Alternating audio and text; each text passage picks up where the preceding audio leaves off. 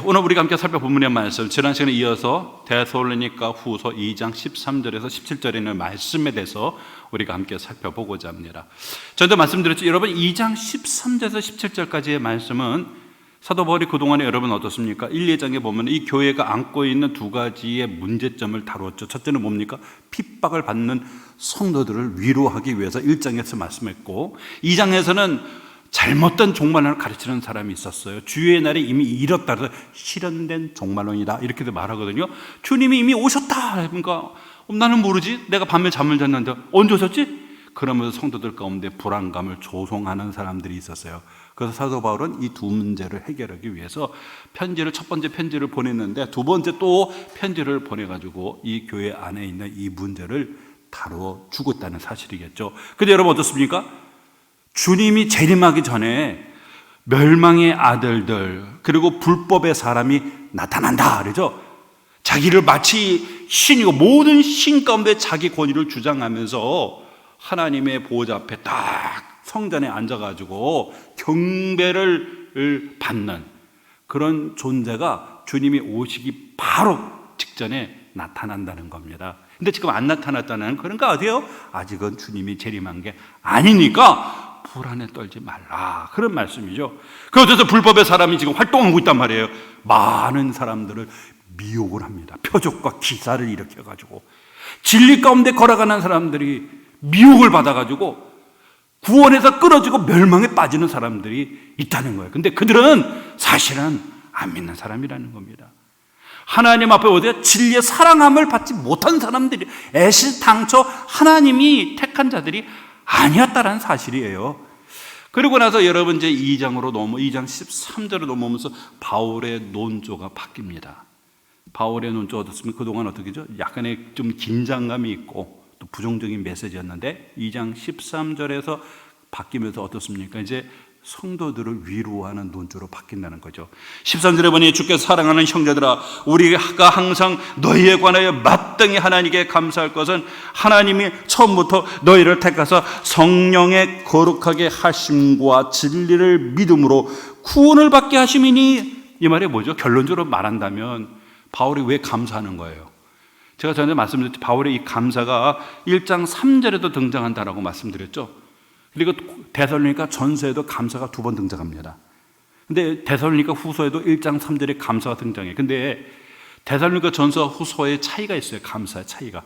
어떤 차이가 있냐? 오펠리오라고 하는 빚을 지다, 마땅히 갚아야 될 의무를 하는 오펠레오라는 이 동사가 추가로 등장하고 있다는 겁니다. 추가로. 이게 뭐죠? 반드시 갚아야 될 의무를 뜻할 때, 빚진 사람은 어떻게 빚을 갚아야 되잖아요. 채무에 의무가 있는 거잖아요. 근데 이 오펠리오라라고 하는 이 동사와 함께 사도 바울이 부정사로 감사를, 마땅히 내가 감사를 해야 된다. 이렇게 누구에게요? 하나님 앞에, 하나님께 감사. 왜요? 하나님의 작품이잖아요. 하나님이 이 교회를 세우신 거잖아요. 이 엄청난 핍박 속에서도 성도들 하나님이 든든히 지켜주셨기 때문에 바울이 뭡니까? 하나님 앞에 감사하는데, 오펠러라는 단어를 전서에는 없는데 후서에는 감사할 때 강조하는 이유가 뭘까요? 예? 하나님의 놀라운 역사라는 거죠. 이거는 정말 오직 하나님이 행하신 일이에요. 우리에게는 어떻습니까? 감사할 뿐이라는 것, 마땅히 감사해야 된다는 사실을 좀 더 사도 바울이 강조하고 있는데, 주의 사랑하는 형제들이라는 13절에 지난 시간에 배웠죠. 이 사랑에 받는 자라고 해가지고 창세기 49장에서 인용이 된 거잖아요. 창세기 49장에 보면은 여러분 야곱이 죽기 전에 12명의 아들을 앉혀놓고 축복 기도를 해주잖아요. 그때 베냐민 지파에게 축복하면서 뭐라고 말을 합니까? 하나님의 사랑하심을 입은 베냐민이라고 말을 하잖아요. 근데 바울이 이 용어를 차용해가지고 성도들에게 권면을 하고 있어요. 왜 이런 권면을 하는 겁니까? 이거는 여러분 하나님의 언약 백성, 특별히 베냐민 지파를 향한 하나님의 특별한 애정을 담은 호칭을 이 성도들에게 했는데, 바울이 누구죠? 바울은 여러분 바울에 대해서 족보를 지난 전에 빌립보서도 말하잖아요. 바울이 누구죠? 히브리인 중 히브리인이요, 이스라엘 사람이요, 뭐라고요? 바리새인이요. 율법으로는 자기는 바리새인이요 하면서 뭐라고 하죠? 베냐민 지파다, 이렇게 하죠. 베냐민 지파다. 이게 이제 베냐민 지파, 12지파 중 베냐민 지파 주 사랑하심을 입은 베냐민이라고 표현했는데 그 표현을 따다가 성도들에게 적용을 하고 있다는 거예요. 그게 뭡니까?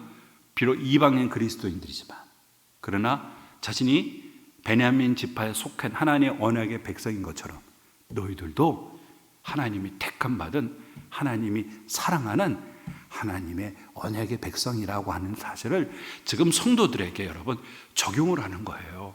여러분 이 말씀을 받으면 기분 좋겠어요? 안 좋겠어요? 기쁨이 있겠어요? 슬프겠어요? 확신이 있겠어요? 또 불안하겠습니까? 왜 이런 말을 하고 있는 겁니까, 바울이?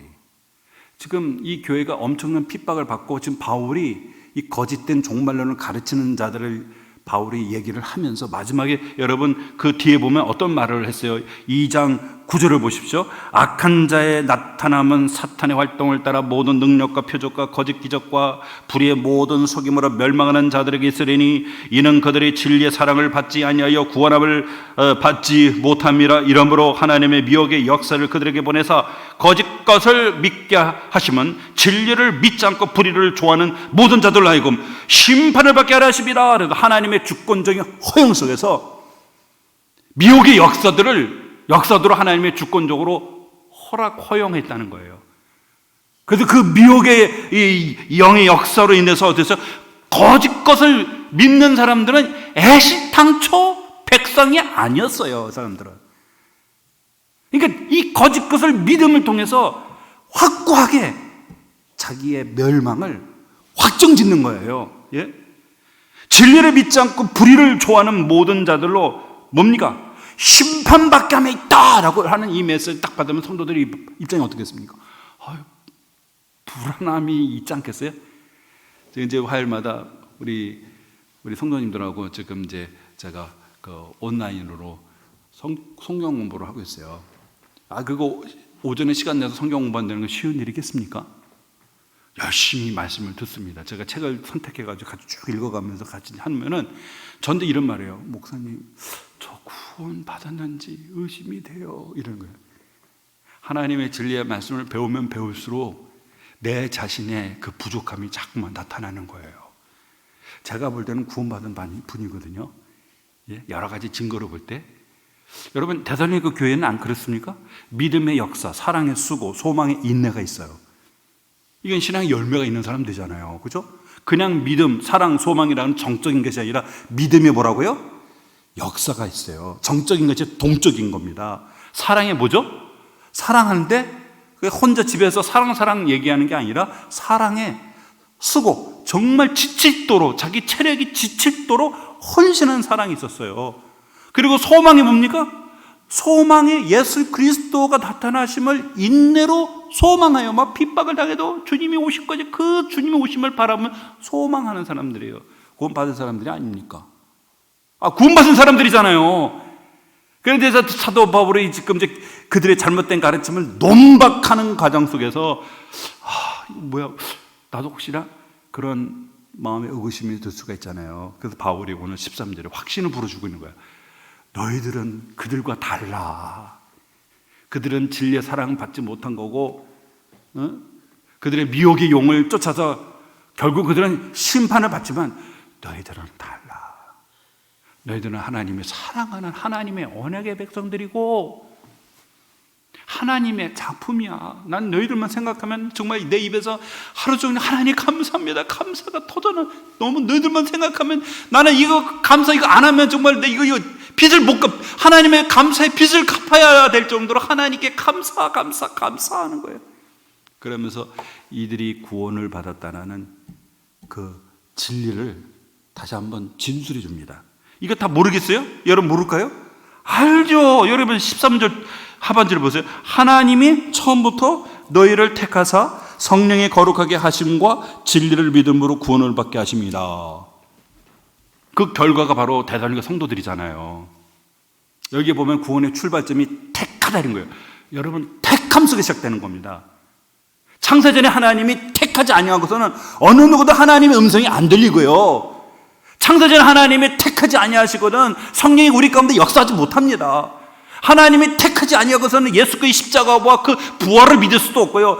하나님이 택하지 아니하고서는 우리의 죄 사함과 하늘의 소망 가질 수가 없어요. 우리 구원의 출발점은 어디입니까? 택함의 시작점. 언제요? 창세전에, 이 세상이 만들어지기 전에, 영원 전에 하나님이 구원할 자를 하나님이 택하면서 구원의 시계는 작동되고 이 시간의 공간 속에서 하나님의 역사의 열매를 저 여러분이 맛보게 되어진다는 사실이죠. 그래서 택해가지고 어떻습니까? 성령의 거룩합니다 라고 말했어요. 구원의 출발점은 성령의 역사입니다. 성령이 우리 가운데 임재를 해가지고요, 하나님의 택한 백성들을 어떻게 해요? 거룩하게 만들어갑니다. 거룩하게 만들어가요. 여러분, 거룩이라는 게 뭡니까? 죄로부터 벗어나는 것이 거룩이잖아요. 거룩에 두 가지 의미가 있죠. 하나는 구별되고, 하나는 뭡니까? 죄로부터 정결케 된다는 그 거룩이잖아요. 그렇죠? 그래서 하나님이 창세전 우리를 택해서 우리를 구원하기 위해서 성령 하나님이 이 세상 속에서, 세상 속에 전에는 죄를 먹고 마시며 세상 속에서 그냥 세상의 풍속을 쫓아서 그렇게 살아가던 우리가 어떻게 하나님이 우리 가운데 임재해가지고 우리를 그 세상 속에서 어떻게 해요?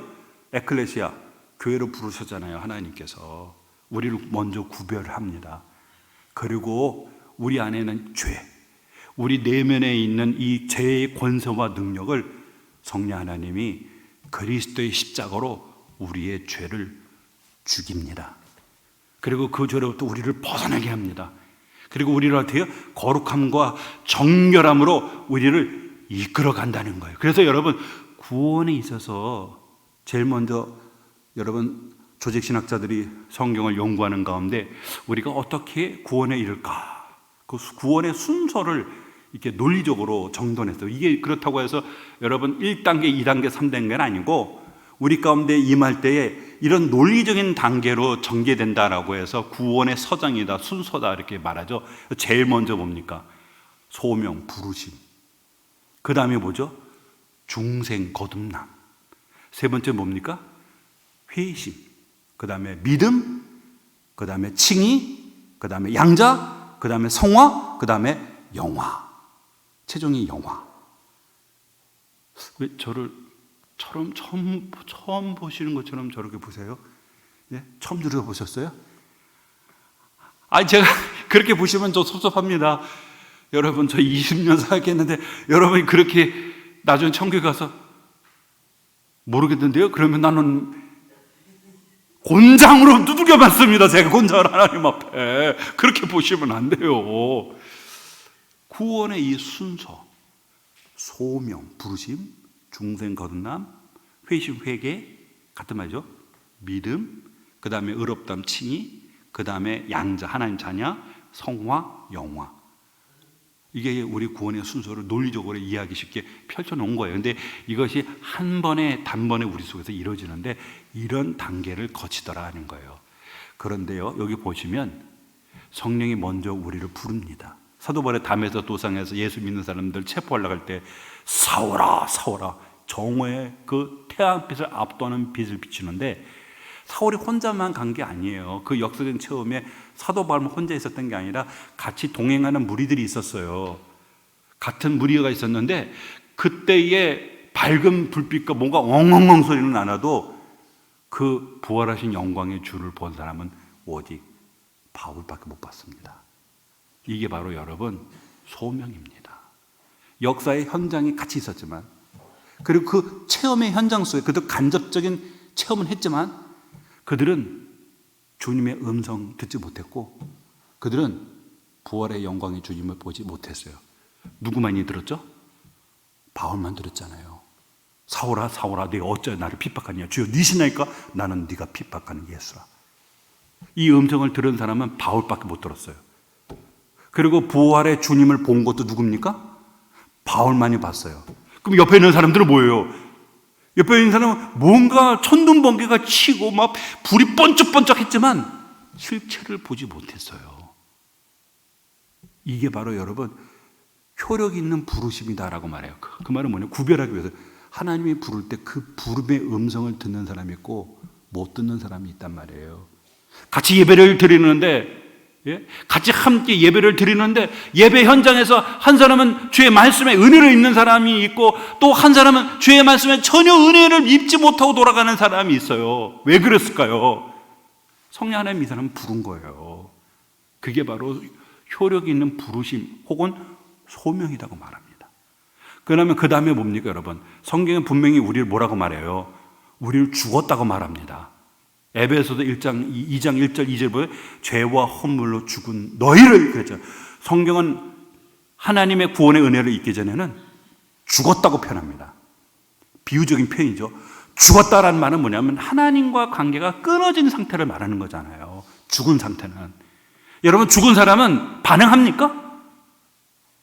죽은 사람은 통증 못 느껴요. 어떤 분이 저 장례를 할 때 보면은 뭡니까 화장터에 갈 때 목사님 우리 교회는 아니고요. 또 찾지 마세요. 또 우리 교회 있는 찾지 마세요. 다른 교회예요. 목사님 뜨거울 것 같아요. 나는 죽으면 절대로 화장 안 할 거예요. 근데 그 권사님이 다음에 했는데 어떻습니까? 매장하는 그때 이제 큰 교회 영락교회에서 이제 거기는 어마어마하게 크더라고요. 그게 거기서 이제 이 장례 예배를 목사님 그 무덤 속에 가면 얼마나 답답할까요?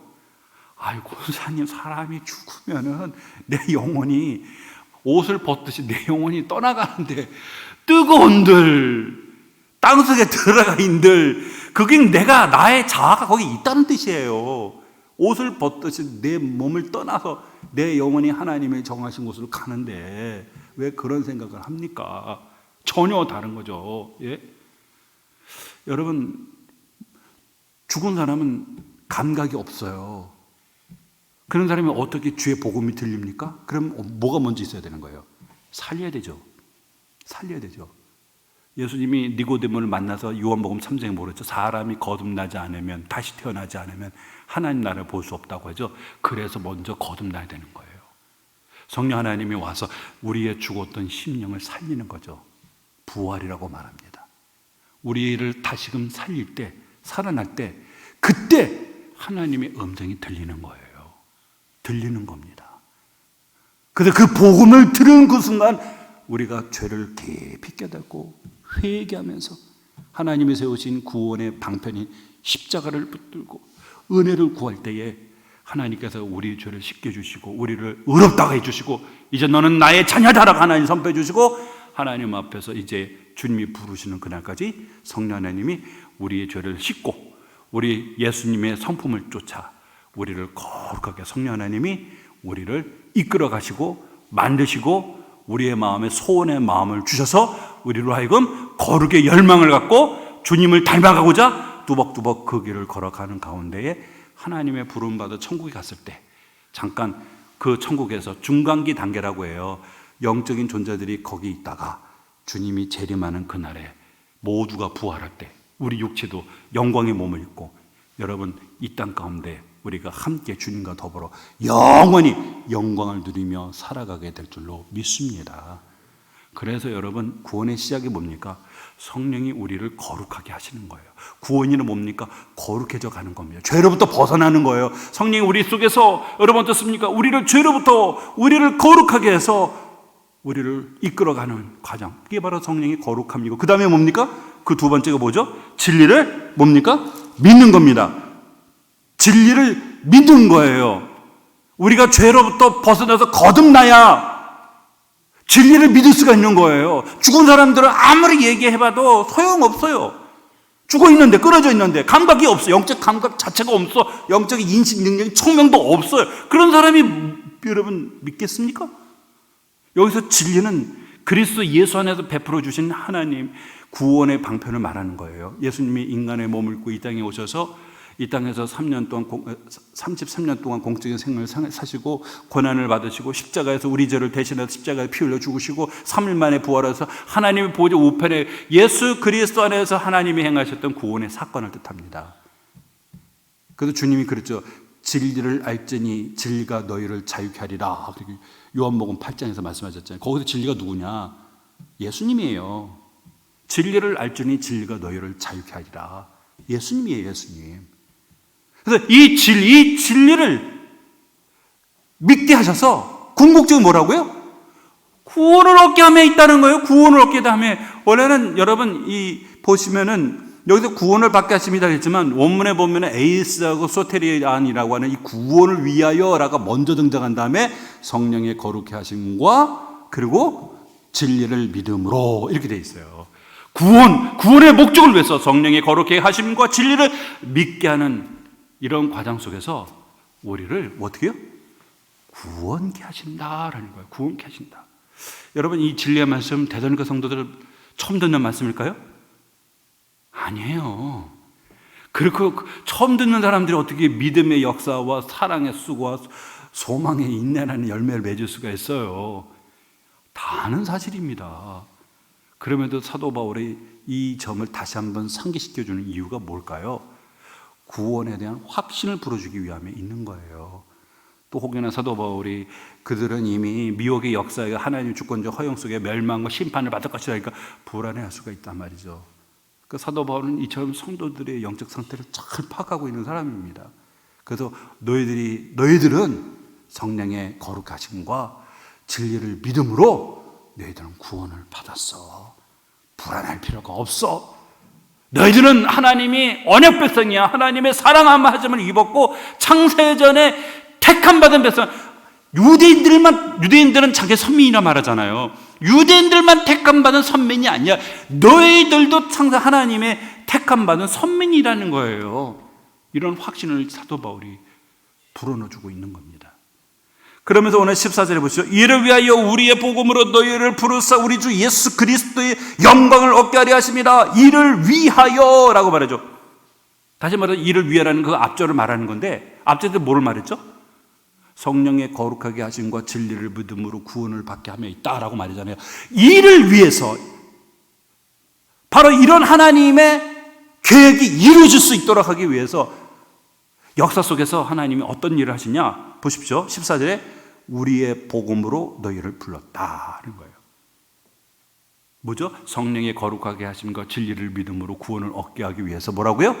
하나님이 사용하시는 수단이 있는데 그 수단이 뭡니까? 우리를 구원을 주시기 위한 수단이 뭐예요? 복음 선포라는 뜻입니다. 복음 선포. 복음이 그래서 선포된 거예요. 복음이 선포가 될 때에 성령 하나님이 그 복음을 가지고 우리를 거룩하게 하시고 진리를 믿게, 그 복음을 믿게 해서 구원을 얻게 하면 그게 뭡니까? 그래서 복음이 전파되어야 된다는 거예요. 로마서 10장 17절에 뭐죠? 믿음은 들음에서 나며 들으면 뭐라고요? 그리스도의 말씀으로 말미암는다고 했잖아요. 듣지 않고 어떻게 믿겠습니까? 예? 그래서 오늘 사도 바울이 뭡니까? 바로 이 성령의 거룩하게 하심과 진리를 믿음으로 구원을 너희들이 얻게 하기 위해서 복음이 선포된 거야. 이를 위해서 복음이 선포된 거야. 내가 그래서 어때요? 바로 너희들 이 교회에 들어온 거라는 거죠. 이 지역에 들어와서 너희들에게 이 복음을 전했고 성령 하나님 이 복음을 통해서 너희를 거룩하게 하시고 진리를 믿게 하신 거야. 그래서 너희들은 구원을 받은 거야 라고 하는 거죠. 그래서 여러분 이를 위하여 보죠. 우리의 복음을 너희에게 부른 거라는 거죠. 그리고 그 궁극적인 목적이 뭐냐? 단순히 구원만이 목적이 아니에요. 궁극적인 목적이 뭐죠? 여기 보시면 14절에 우리 주 예수 그리스도의 영광을 얻게 하려 하심이라 그랬어요. 구원의 최종적인 목적이 뭐냐면 그리스도가 가졌던 그 영광을 우리도 얻게 하며 있다는 겁니다. 언제요? 언제 이런 일이 벌어집니까? 주님이 오실 때 천사장의 나팔소리와 함께 예수 그리스도께서 영광의 구름을 입고 이 땅에 오시는 그날에 주님이 입으셨던 그 영광이 우리의 영광이 된다는 겁니다. 주님의 그 영광스러운 그 몸이 저와 여러분의 영광의 몸이 된다는 겁니다. 여러분 예수님이 부활하셨을 때죠. 예수님이 부활했을 때 예수님께서 그 제자들에게 주님의 부활의 모습을 계시해 주셨습니다. 그죠? 근데 제일 먼저 부활을 본 건 여인들이었어요. 그죠? 안식구 첫날에 여인들이 향품을 가지고, 왜냐면 참 그 안식 예비일이기 때문에 예수님 십자가 처형되었을 때 시간이 너무 없어 3시간 후면 안식일에는 이 시체나 이런 걸 부정한 걸 만지면 안 되거든요. 그러니까 빨리빨리 예수님의 시신을 어떻든 간에 수습을 해가지고 다행인 거는 아리마대 부자의 그 요셉의 그 준비된 무덤에다 예수님을 안치시켰잖아요. 그리고 나서 이제 안식일이 끝나면 이제 와서 향품으로 이제 그 장례 절차를 이제 하려고, 그날 안식 후 첫날 무덤에 왔을 때 무덤이 없고 잘 세마포가 캐어 있었지 않습니까? 거기 두 빛난 영광의 몸을 입고 있는 천사 둘이, 한 사람은 머리맡에, 한 사람은 발끝에 딱 두 사람이 앉아 있어요. 두 명이 있다는 건 증인이라는 겁니다. 부활의 증인. 두 명이 천사들이 누구를 찾느냐? 그러니까 예수를 찾는다니까. 예수 부활하셨다. 그 말을 듣고 나중에는 이제 베드로한테 전했더니, 베드로에서 와서 봤더니만 확인했더니 없는 거예요. 근데 나중에 어떻습니까? 그 부활하신 주님이 엠마오로 가는 두 제자에게 같이 동행하면서 주님이 그들을 깨우쳐 주시고, 두려움에 떨고 예루살렘의 다락방에 모였던 제자들 가운데 주님의 부활의 모습을 나타내셨잖아요. 그리고 또 제자들이 갈릴리에서 고기를 잡는데 예수님께서 깊은 곳에 가서 그물을 던져라. 그랬더니 고기를 많이 잡아왔어요. 그랬더니 제자들 앞에서 주님이 장작으로 불을 때우시면서 너희들 잡아온 거 좀 가지고 와라.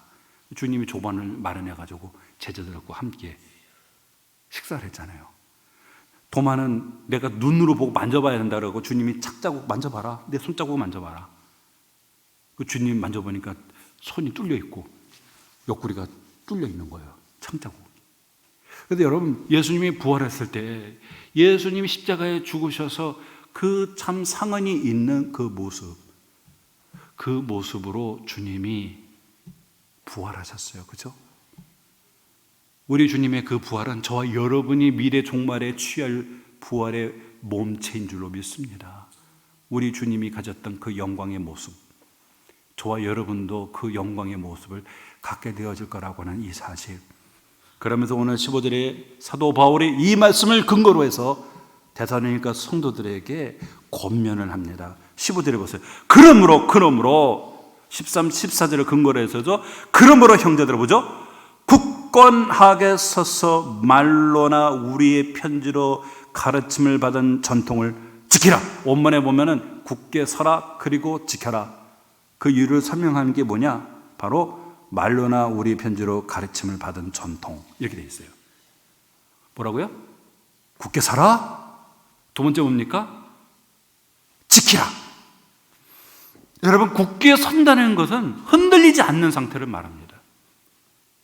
그 어떤 비바람이 불어도 흔들리지 않고 자기가 서 있는 그곳을 사수하는 게 여러분 굳게 선다는 겁니다. 그래서 여러분, 이것이 여러분 이 건물을 지을 때 어떻습니까? 건물을 칠 때 제일 먼저 하는 게 여러분 바닥을 먼저 많이 깊이 파잖아요. 그래가지고 시멘을 붓습니다. 그 바닥의 기초를 견고하게 한 다음에 그 다음에 건물을 올려갑니다. 그렇지 않으면 어떻게죠? 그렇지 않으면 여러분 강력한 또 지진이 일어나면 다 건물 무너질 수밖에 없죠. 오늘 보면 뭐예요? 왜 굳게 서라고 하는 거죠? 왜 굳게 서라는 게죠? 저 이상한 사람들이 와가지고 주님의 날이 이미 오셨다고 하면서 이상한 가르침을 받고 성도들 가운데 막 동요하고 막 두려움에 빠져있는 사람들이 있단 말이에요. 그래서 바울이 그걸 지금 얘기하는 거예요. 흔들지 마라. 사수하라. 견고하게 서라. 그럼 어떻게 여러분 견고하겠습니까? 여러분, 버스 타신, 옛날에는 지금 이제 자석이 됐지만 옛날에는 버스를 타시면 어떻습니까? 대부분 이제 버스에 보면은 손잡이가 딱 있죠. 그죠? 그래서 또 보면은 아무리 힘센 청년이고 장정이라도 두 다리 딱 뻗고 버스를 타고 갈 때 막 흔들리지 않아도 버스 갑자기 그냥 브레이크 잡고 탁 멈추면 어떻게 돼요? 막 쏠리면은 아무리 두 다리로 힘을 써도 몸이 그냥 날아가 버려요. 그렇죠? 그럼 버스에 타면 어떻습니까? 손잡이를 잡아야죠. 손잡이를 견고하게 잡으면은 아무리 버스가 막 급제동을 하고 갑자기 막 앞 차량이 막 갑자기 끼어들고 할 때 급제동하고 해도 여러분 넘어지지 않습니다. 근데 손잡이를 안 잡고 서 있으면 넘어지게 돼 있어요. 바울이 굳게 서고 그리고 어떻게 하죠? 그 다음에 뭐라고 하죠? 바울이 지키라는데 이 지킨다는 게 잡으라는 겁니다. 잡으라는 거예요. 그냥 넘어지지 않을까 하지만 여러분 비바람이 불면 넘어집니다. 안 넘어지려면 어떻게 돼요? 예? 붙잡아야죠. 전에 그 미국의 허리케인 아시죠? 무섭더라고요, 허리케인이. 그거 보면 노아 홍수, 모세 홍해바다 갈라지는 사건도 하나님 역사다 생각하는데, 여러분 미국에 보면 허리케인 그냥 돌 때 그 엄청난 큰 집이 그냥 산산조각이 나잖아요. 막 트럭이 막 하늘로 올라가고 막 차량이 막 그 엄청난 큰 덤프 트럭이 그냥 빨리 들어가지는 막 공중에 올라가지고 저 멀리 그냥 몇 킬로 떨어지고 막 엄청난데, 그때 제가 한번 옛날인가 한번 영화를 본 것 같은데요. 허리케인이 막 오니까 급히 막 가족들하고 뛰어가지고 이제 그 바닥 창고가 있는데 열고 거기다가 어떻게 돼요? 몸을 묶어요. 밧줄로 몸을 묶어요. 근데 이제 허리케인이 와가지고 확 쓸어가는데 막 다 막 판자처럼 막 조각이 돼가지고 막 날아가고, 소도 날아가고 막 다 마곡간도 그 뭐 다 날아가는데, 그거 줄을 묶어놓으니까 어떻게 돼요? 몸이 공중은 떴지만 날아가지 않는 거예요. 만약에 부실하면 날아가는 거지만 부실하지 않고 확고하다면은 묶어놓으면 안 날아가는 거죠. 우리가 굳건하게 지켜야 되겠죠. 하지만 굳건하게 지키는 어떻게 잡아야 돼요? 뭘 잡으라는 거죠? 여기 보면 전통을 말합니다. 여기서 보면은 여러분 말로나 우리의 편지로라고 말을 했어요. 근데 여러분 보시면은 2장 2절에 보면 영으로나 또는 말로나 또는 우리에게서 받았다는 편지로나. 지금 이들을 흔들어 놓은 게 뭡니까? 나는 하늘에 계시를 받았다 하고 하는 사람, 혹은 거짓된 가르침을 통해서, 혹은 편지, 여기가 사도 바울이 보낸 편지래, 위작이죠. 이름만 딱 해가지고 이런 식으로 권위를 빙자해가지고 성도들을 흔들어 놨잖아요. 그래서 뭐라고요? 주의 날이 이르렀다고. 영으로나 말로나 편지로나, 이거 사도 바울과 관련이 없는 것들이잖아요, 그렇죠? 내가 정말 하나님께 계시를 받았다 하면서 사람들에게 예언을 하는 사람이 있고, 혹은 뭡니까 여러분? 사도 바울이 나에게 전해준 말이래 하면서 거짓된 말을 하는 사람이 있고, 편지도 마찬가지죠. 주의 날이 이르렀다고 해서 쉽게 마음이 흔들거나 두려워하는 현상이 일어났단 말이에요. 거기에 대한 반박으로 바울이 뭐라고 말하는 거죠? 바울이 굳건하게 서서 말로나 우리의 편지로 가르침을 받은 전통을 지켜라 하는 거죠. 여기서 말로나 편지는 뭡니까? 사도 바울이 말해준 거. 이게 직접 찾아갔잖아요. 바울이 가서 직접 그들이 가르쳤잖아요. 그리고 사도 바울이 디모데 편을 통해 가지고 편지를 전서 보냈지 않습니까? 또 후서 두 번째 편지 보냅니다. 그러니까 사도 바울이 직접 가르쳤던 그 가르침과 함께 첫 번째, 두 번째 데살로니가 교회에 보낸 이 편지, 그 외의 것들은 절대로 붙들지 말라는 겁니다. 다 가짜라는 겁니다. 바울이 여기서 전통이다 그래서 전통. 여러분 이 전통이라는 표현이 이 표현은 그 목회 서신이 했던 디모데 전서, 디도서 같으면 이 표현이 많이 나와요. 예? 여기서 전통이라는 것은 물려받은 것을 뜻한, 전수받았다는 뜻인데, 무엇을 전수한 겁니까? 교회가 지켜서는 안 되는 전통이 있어요. 성경에도 없는데 거기다가 덧붙이는 장로와 유전들 있지 않습니까? 그렇죠? 당시에 보면 유대인들이 성경에도 없는데 거기다가 다 막 사족을 붙여가지고, 그죠? 그런 걸 말하는 게 아니라 여기서의 전통은 사도가 전해준 진리를 뜻하는 겁니다. 너희들이 전수받은, 사도들에게 직접 말씀을 듣고 편지를 통해 전수받은 그 진리, 그것만을 어떻게 하죠? 견고하게 붙들면은 떠내려가지 않는다는 거예요. 떠내려가지 않는다는 거예요. 쉽게 동요하거나 혹은 두려움에 빠지지 않는다는 거예요. 그래서 여러분 어떻습니까? 우리에게 주신 이 하나님의 이 거룩한 말씀 66권의 이 말씀만을 붙드시기를 소망합니다. 그리고 웬만하면 전대죠. 여러분 이단으로 빠지는 분들이 공통된 특징이 있어요. 이렇게 외부 행사에 종종 가시는 분들이 있어요. 아유 어디 갔더니 정말 성령을 받았다고 막, 예?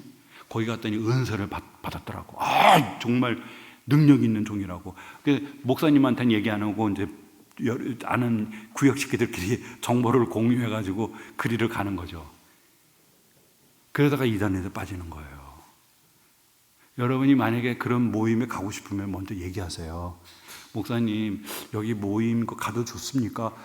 여러분 웬만하면 영적 유익이 되면 저도 권합니다. 근데 뭐 우리 노예에서 하는 행사는 괜찮아요. 우리 노예에서 요번에도 뭐 주일학교도 여름 성령학교 5월 23일 한다 그래서 주일학교 선생님들은 우리 여름 성령학교를 더 위해서 또 이렇게 강사들 다 그 교단에서 다 검증된 거지만 그 외의 것들은 여러분 조심하셔야 됩니다. 제가 아는 여러분들이 그런 데 가서 성경을 배우다가 신천지로 갔어요. 그래서 감사하게도 어느 집사님은 나한테 목사님 잠실체육관에서 중생과 거듭남이라는 주제를 가르쳐서 박아무개 목사가 가르쳐 준다는데 거기 가려고 하는데 가도 될까요? 그래서 거기는 구원파입니다. 구원파입니다. 가면 안 돼요. 근데 광고, 버스에도 광고 있고 지하철에도 광고 있고 그러면 뭡니까? 광고하면 뭐 다 신뢰만 하는 건가요? 가면 안 되는 거예요. 그래서 여러분 배우고 싶으시면은 제가 시간을 내서도 말씀을 가르쳐 드리고 주일날 오후에 성경 공부하잖아요. 그죠? 그리고 또 궁금한 거 있으면 저한테 여쭤보시면 되는 거고 그래서 제가 여기 교회 있는 거지 않습니까? 예? 자꾸만 뭔가 여러분이 밥맛이 안 좋다고 해서 짜장면도 먹고 그럴 수도 있죠. 라면도 먹을 수도 있고 그럼 자꾸만 인스턴트 들들여다 보면은 어느 순간 밥맛이 없어 밥을 먹고 싶지 않은 거예요. 라면만 먹고 싶은 거예요. 그럼 안 돼요, 여러분. 우리의 건강은 뭡니까? MSG가 없는 순수한 우리 것이 신토부리 말씀, 하나님의 이 말씀. 여러분 이 교회에서 말씀을 여러분이 우리 주사랑교회 등록하면서 저에게 목양을 해달라는 거지 않습니까? 여기서 여러분이 말씀을 듣고 배우고 신앙생활을 하셔야 돼요. 이단으로 빠질 수가 있단 말이죠. 그래서 바울이 지금 말하고자 하는 게 뭐예요, 여러분?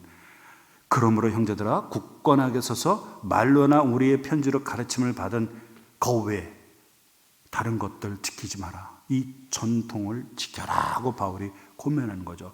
그러면서 오늘 16, 17절에 바울이 이 교회 성도들을 위해서 간절히 기도를 합니다. 우리 주 예수 그리스도와 우리를 사랑하시고 영원한 위로와 좋은 소망을 은혜로 주시는 우리 하나님 우리 아버지께서 너희 마음을 위로하시고 모든 선한 일과 말에 굳건하게 하시기를 원하노라고 바울이 간절히 기도합니다. 왜 기도할까요?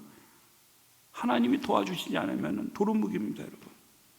바울이 여러 가지 권면을 했지만 하나님이 도우셔야 돼요. 그래서 여러분 바울의 서신에 보면 바울의 기도가 없는 서신이 없어요. 거의 다 바울의 기도가 있어요.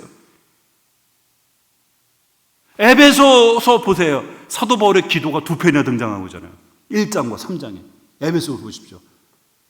골로새도 뭡니까? 1장에 시작하고 나서 본론 내려갈 때 바울이 기도합니다. 성도들에게 기도합니다. 데살로니가 전후서도 아닙니까, 여러분? 데살로니가 전서는 5장에 뭐랬죠? 쉬지 말고 기도하라고 그러죠. 여러분, 오직 하나님이 저와 여러분을 도와주셔야만 될 줄로 믿습니다. 오늘 사도 바울은 이 고면을 마치고 나서 지금 하나님 앞에 간절히 기도하는 거예요. 왜요? 하나님만이 도우실 수가 있기 때문에. 하나님만이 도우실 수가 있어요. 근데 여기 보면 좀 특징이 있어요. 그게 뭐냐면 여기 보면은 하나님이 이제 두 분이 등장해요. 그죠? 처음엔 누가 등장하죠? 주 예수 그리스도.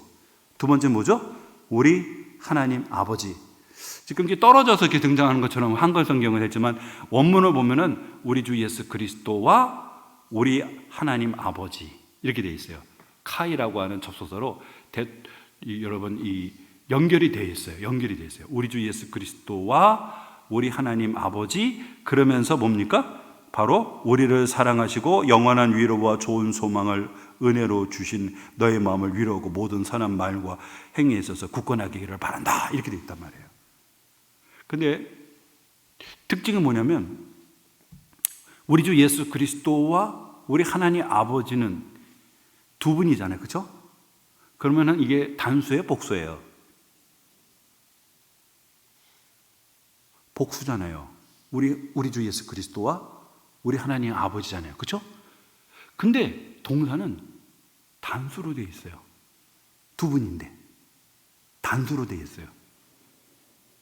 그리고 또 특징이 뭐냐면 대체로 보면 문안 인사할 때 보면 어떻게 시작해요? 우리 하나님 아버지와 우리 주 예수 그리스도로 은혜와 평강이 너에게 임하기를 원한다. 이렇게 됐죠? 근데 순서가 바뀌었어요. 시작이 뭡니까? 주 예수 그리스도와 우리 하나님 아버지. 이게 여러분 데살로니가 후서도 보세요. 1절에 보세요. 1절에도 보면은 바울과 1장 1절이요. 바울과 실루아노와 디모데는 하나님 우리 아버지와 주 예수 그리스도 안에. 그렇죠?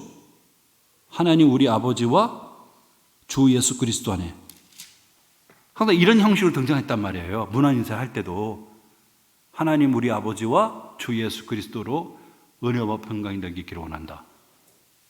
그런데 순서가 바뀌었어요. 그리고 두 분이니까 복수해야 되는데 동사는 또 단수예요. 사실 이 본문이요, 삼일체 하나님이 다 등장합니다. 성령의 거룩하게 하심. 와, 그렇죠? 그리고 우리 주 예수 그리스도와 우리 하나님 아버지. 여러분 짧은 요 구절 안에 성삼위 하나님이 다 등장하는 거예요. 삼일체 하나님이 다 등장합니다. 그런데 이 두 분이 단수로 복수임에도 불구하고 단수로 쓰이는 게 뭡니까? 이분들이 하나님의 뭡니까? 하나됨을 우리에게 말해주고 있는 거죠. 삼일체의 하나님 하나됨을 우리에게 표현하고 있는 거죠. 두 분이기도 하지만 그런데 그분이 어떻게 해요? 한 분이라는 하나님의 동등한 본체가 되시는. 그런데 왜 순서를 바꿨냐? 왜 하나님 우리 아버지가 아니라 우리 주 예수 그리스도고, 원문으로 보면 아우토스라는 대명사 썼는데 이게 붙으면은 친히 강조하고 있어요. 우리 주 예수 그리스도로 친히, 그리고 우리 하나님 아버지께로부터 영원한 위로와 소망을 얘기합니다. 왜요? 지금 바울은 이 기도 속에 강조점이 뭡니까? 이 기도를 보면 바울은 영원한 위로와 좋은 소망입니다. 지금 이 성도들에게 간절히 필요한 게 뭐예요? 위로예요, 위로. 지금 불안하잖아요, 지금. 핍박 중에 있어요.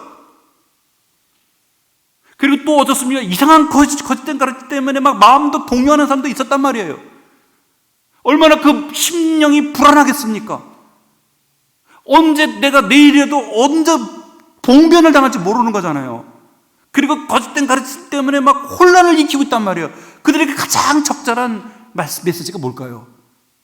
위로예요, 위로. 위로. 근데 그냥 위로가 아니죠. 영원한 위로라는 거예요. 오늘 한순간 위로가 아니라 지속적으로 주님의 부르시는 그날까지 불안한 우리들의 마음의 그 동요를, 염려와 걱정을 평온케 하고 우리의 마음에 안식을 주시고 위로, 영원한 위로. 그리고 또 어떻습니까? 좋은 소망이 뭡니까? 주님이 오시는 그날까지, 예?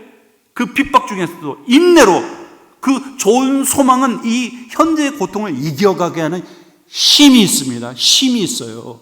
예? 근데 소망이 없으면 사람은 쉽게 절망합니다. 좋은 소망, 영원한 위로. 근데 왜 예수님이 앞서서 서겠느냐? 여러분, 예수님은 친히 인간의 몸을 입고 이 땅에 오셨어요. 그리고 우리가 겪어야 될 모든 고초를 주님은 다 겪으셨습니다. 죽기까지. 누구보다도 저와 여러분을 잘 아시는 분이 주님입니다. 그 주님이 제자들 떠날 때 뭐라고 했죠? 내가 떠나는, 영원히 떠나는 게 아니야. 다른 보혜사가 오실 거야. 진리의 영이 네가 나한테 듣고 배운 거 다 상기시켜주고 깨닫게 해주시고 너희들을 인도해 주실 거야. 그리고 뭐라고? 주님이 이제는 내 이름으로 기도해. 그러면 내가 너희들의 기도를 응답해 줄게. 그리고 주님이 지금 하나님의 보좌 우편에서 뭐하고 계시죠? 우리를 위해 중보 기도를 하고 계시잖아요. 누구보다도 우리 인간의 몸을 입고 이 땅에 오신 주님이 누구보다도 저와 여러분을 가장 공감하시는 분이 주님입니다. 그리고 하나님께로 가는 모든 것은 주님의 이름을 통해서 가는 겁니다. 지금도 하나님의 보좌 우편에서 정권을 위임받은 주님이 이 세상을 다스리시는 주님이시죠. 그래서 바울이 예수를 잡으러 갈 때, 이제 믿는 사람 잡을 때, 사울아 사울아 누가 나타났습니까? 주님이 친히 나타났죠. 바울이 배를 타고 지금 로마로 가다가 유라굴라라는 광풍이 말라가지고 만나서 배가 파손 위기에 사람들이 이제는 삶의 소망을 다 잃어버렸을 때, 그때 바울도 매우 두려워서 지중해 한복판에서 시퍼러다 못해 시커먼 파도가 막 전혀 이제 한 대 해도 안 보이는 절망 중에 있었을 때 주님이 바울아 두려워하지 말아라. 주님이 나타나셔서 네가 가이사 앞에 서야겠고 너와 함께한 이 자들은 한 사람도 생명을 잃을 자가 없을 것이다. 주님이 와서 위로해 주셨잖아요. 그러다 보니 여러분, 우리의 영원한 위로와 좋은 소망, 우리 주 예수 그리스도 먼저 우리에게 소개를 하면서 우리를 위로하고 성도를 위로하고 있다는 것이죠. 그러면서 마지막이니까 너희 마음을 위로하시고 모든 선한 일과 말에 굳건하게 하시기를 원하노라. 두 번 반복합니다. 영원한 위로, 너희 마음을 위로하시고. 이들에게는 위로가 필요합니다. 바울이 거듭거듭 영원한 위로로 너희 마음을 위로해 주님께서 너희들의 불안에 떨고 있는 너희들의 그 마음을 위로해 주실 줄로 믿습니다. 여러분, 장례식장에 가면 사랑하는 가족을 잃었을 때 그 유가족들의 그 슬픔이 얼마나 크겠습니까? 저희 노회에서도 한 목사님이 이번에 소천하셨거든요. 한인재 목사님. 저를 찾아뵀는데 그 가족들이 얼마나 상심이 크겠어요. 그렇죠? 근데 여러분, 그 슬픔에 차이난 유가족들을 누가 위로해 주십니까? 성령 하나님이 넉넉히 위로해 주실 줄로 믿습니다. 슬퍼하지 마라. 죽음으로 끝나는 게 아니야. 내가 데리고 갔다. 안식 가운데 가고 있다. 염려하지 말라고. 마지막 때 다시 만나게 될 거니까 잠깐만 이 땅에서 너에게 주신 하나님의 사명 감당하고 있어라. 성령 하나님이 위로해 주시지 않겠습니까? 여러분, 기도합시다. 오늘 바울은 모든 권면이 끝나고 나서 하나님 앞에 간절히 기도하는 이 바울의 모습 속에서요, 얼마나 바울이 이 성도들을 사랑하는가. 정말 저 자신을 볼 때도 너무나도 부끄러운, 정말 성도들을 정말 사랑하는 목자구나.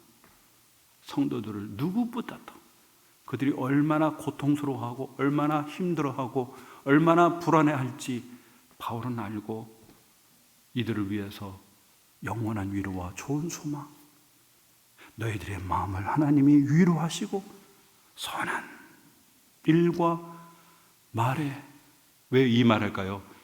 이렇게 어려움을 겪다 보면 입에서 험한 말이 나온단 말이죠. 그런 마음이 안 들겠습니까? 예? 그런데 바울이 지금 뭘 합니까? 그리스도인은 항상 말과 행위가 착해야 돼요, 여러분. 우리 이 말과 행위가 사실 그 사람의 인격을 평가하지 않습니까, 사실? 예? 말이 험하고 막 그 입에서 보면 말이 나오고 막 행동도 거칠게 되면요, 그 사람에 대한 인격이 평가가 돼요. 그리고 또 우리가 믿는 주님이 평가가 된단 말이죠. 그런 가운데 좋은 선한 말, 선한 행위 행하기를 원한다라는 이 바울의 이 기도가 저와 여러분의 기도와 울림이 되어서 우리들의 삶 속에서 고통받고 연약한 사랑하는 우리들의 지체를 위해서, 가족을 위해서 우리가 간절히 기도함을 통해 하나님이 주시는 위로가 차고 넘쳐나는, 그리고 우리의 인격이 그리스도를 닮아서 우리가 말과 행실이 선한 말과 행실을 닮아가는 저와 여러분 되기를 주 이름으로 축원합니다. 기도하겠습니다. 하나님 아버지,